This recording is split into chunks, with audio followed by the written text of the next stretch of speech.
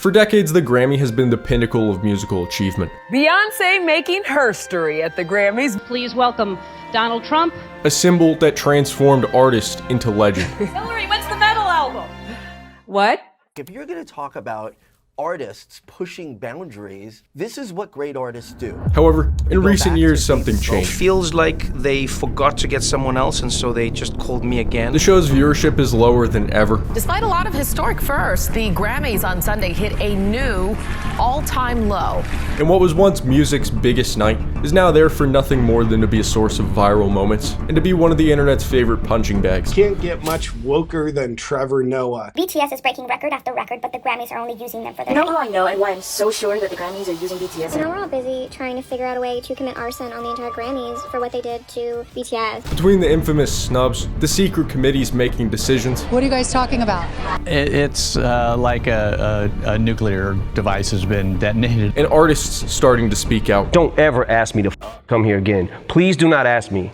My answer is no for 100 million years. It's easy to see why everyone's questioning its reasons for existence. We control what's cool, we control what's hot, we control what your kids listen to, what they dance to, we control what's in video games. We control how they wear their pants. Take this toy helicopter, put it down his pants. But believe it or not, there was a time when it served a higher purpose. You see, the Grammy ceremony is created in 1959 to legitimize music in the same way the Oscars legitimize movies, by adding a gold trophy to symbolize the highest form of achievement. So they create the Recording Academy, and not long after, hold the first annual Grammys. It's classy, it's sophisticated, and most importantly, it's exclusive. Just what the industry wants. And even though the major focus is on music, they want to cast as large a net as possible. Ideally, they want to cover everything not already covered by the other award shows. I mean, after all, what is music if not organized sound? A couple of these include Best Comedy Album. This is a Christmas album, so obviously I should thank Jesus Christ.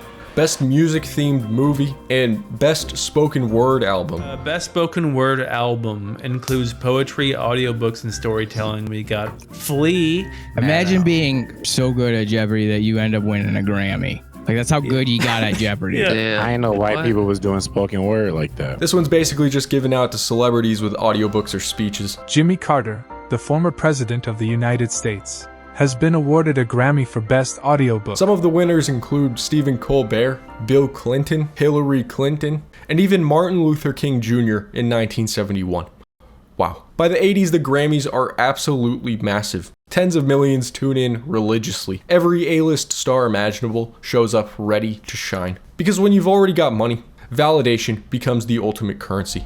But soon, this currency starts to lose its value. You see, the Grammys have never been all about rewarding the best music, rather about rewarding the right music. The Grammy nominees are announced, and they are laced with anti-establishment personalities. Out of the 14,000 members, how many do you think would be Dick Cheney supporters? And when people grow tired of this, everything starts to fall apart. In 2010, a band going by the name Arcade Fire beats superstars Katy Perry, Eminem, and Lady Gaga when they win the Best Album Award. We are very happy. Thank you, world. Peace. Oh, wow. Thanks for the shout outs.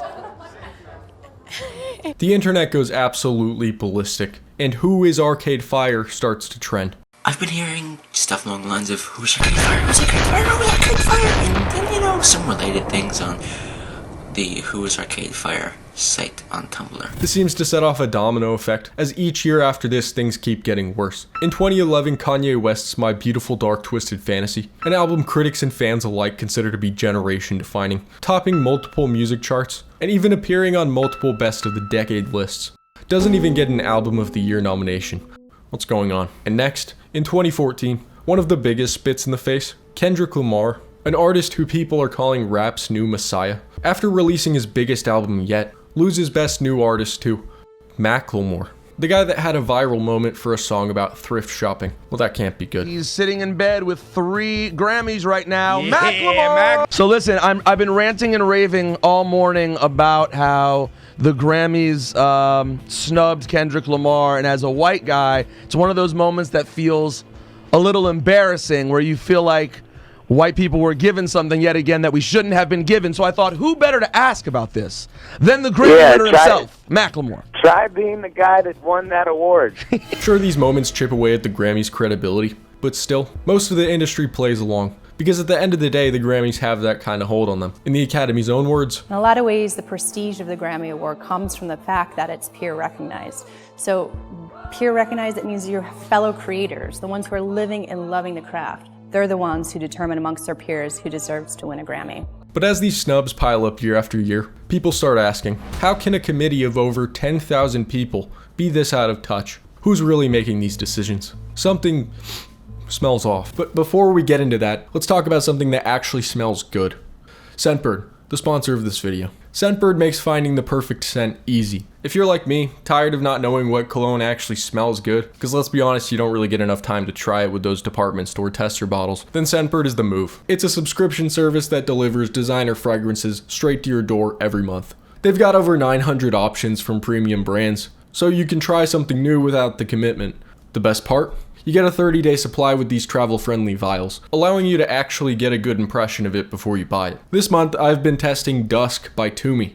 I really like putting on Dusk in the morning before I work because it's not too overpowering and it's the perfect balance between spicy and fresh. They even give you these little cards that break down the scent notes, which is really helpful if you want to know what kind of smells you like and don't like, so you're not just going in blind. This one says it has lemon, pepper, sea notes, vetiver, and amber. You can even filter by these notes on their website to find the one you're looking for, which is actually how I found The One by Dolce & Gabbana. Now this one's strong, probably better for a nice dinner. Here's a quick tip. Apply your fragrance to pulse points like your wrist and neck, so your scent evolves naturally with your body heat, giving you a longer lasting impression. This subscription's basically like unlocking a treasure chest of scents, letting me try to my heart's content without spending a bunch of money. Also, if you go to Scentbird and enter code SIRW at checkout, or scan the QR code on screen, you can get 55% off your first month, which means you're paying less than $8 to explore top-notch fragrances. You're also helping me do more of what I do on this channel. Now, back to the good part. It's 2020 and the Weeknd song Blinding Lights is absolutely everywhere. You can't escape it. According to the Billboard Hot 100 metrics, it is literally the biggest song of the 21st century. Everything he touches turns platinum, topping the charts. To nobody's surprise, he even performs at the Super Bowl halftime show, attracting millions of viewers. After all of that, the music world expects him to wipe the floor with the other artists at the upcoming Grammys. Then, the nominations come out. Hold on. Am I seeing this right? No nominations at all.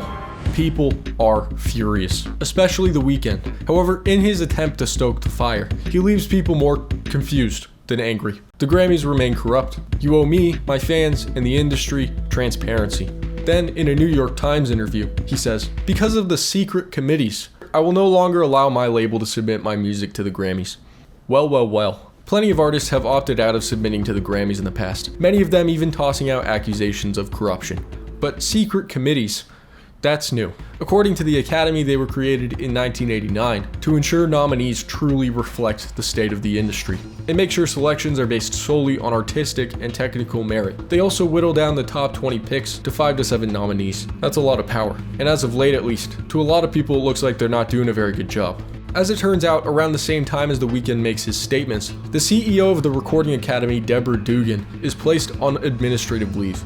The charges against her? Alleging voting irregularities, financial mismanagement, and conflicts of interest within the Academy. Basically, the former CEO is claiming the voting process is rigged. You're saying that in some cases, the nominating process has the involvement of people who have an interest in the nominations, artists who might be nominated are in the room. Absolutely. And not just the artists, it's the people who have business affiliations. What about the allegation that artists have made that it is predominantly white, that the decisions are being made by males? Is that true? It is true. It's predominantly white males that call the shots. She says Sunday night, artists up for Song of the Year took spots from Ariana Grande and Ed Sheeran.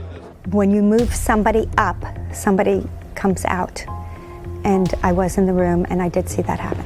The Academy's response to all of this is riveting. Quote, voting members make their choices based solely on the artistic excellence and technical merits of eligible recordings. Nice. But the public is still outraged. The Grammys are over. Not relevant anymore. Don't believe me? Well, Here are the facts. So BTS has lost all of their Grammy nominations. I think this needs to be a major wake-up call to armies. Even the infamous and unforgiving BTS military commence a full frontal assault following BTS not winning anything that year. Rain on Me, Lady Gaga with Ariana Grande. Are you kidding me? Rain on Me, Lady Gaga with Ariana Grande. I really don't think that people outside of ARMY understand how xenophobic and racist the Grammys have been to BTS. Now, it is BTS's dream to win a Grammy, and they genuinely still believe that if they work hard enough, they will get one. But realistically, what more can they do? Grammy literally only nominated BTS for one category just so people don't question the integrity and the fairness of the award show. 9 months. Almost $1 billion in 6 months. A WTF scammies. Likely due to the BTS regime and their actions, the Academy folds under the pressure and says, you guys win. Starting right now, the secret committees that are anonymous and nobody even knows anything about, they're gone. Yep.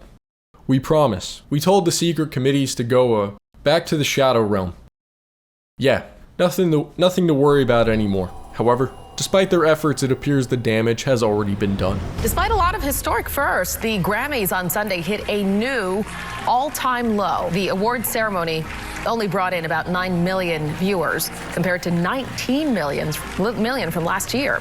The illusion shatters, and the Grammys panic. Because even without these committees, the Grammys still make choices that leave the public baffled. The queen of rap has never won a Grammy. That means your voting system is flawed.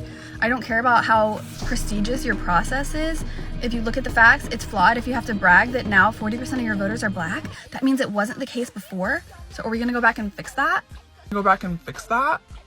However, in 2025, it appears these changes are enough for The Weeknd to put the past behind him and do a surprise performance, but not before the new Recording Academy CEO goes on stage to make this heartfelt speech. I remember waking up to the headlines that The Weeknd called out the Academy for a lack of transparency in our awards. Criticism is okay.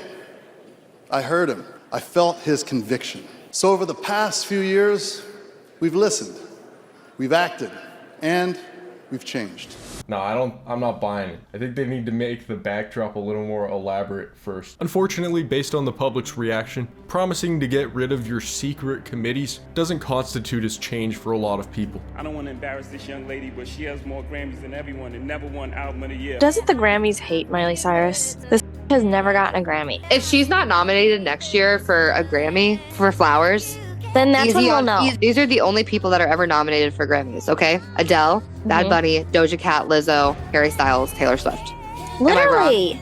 If you look at Miley and you see that she has 0, it just doesn't make sense to me. I know. It doesn't make sense to me. I agree. It doesn't help that award shows in general are starting to die. Some have resorted to gimmicks or one-time arrangements to improve views in the last couple years. This year, you're gonna see some stuff on stage that you have never even imagined you would see on a Grammy stage. However, this doesn't change the fact that the internet gives these artists more validation than a Grammy could ever give them. It's hard to tell who, if anyone, actually cares anymore. Either way, it looks like the Recording Academy has some hard times ahead if they don't do anything soon. Also, remember to use the link in the description or scan the QR code and enter Sir W at checkout to get 55% off your first month.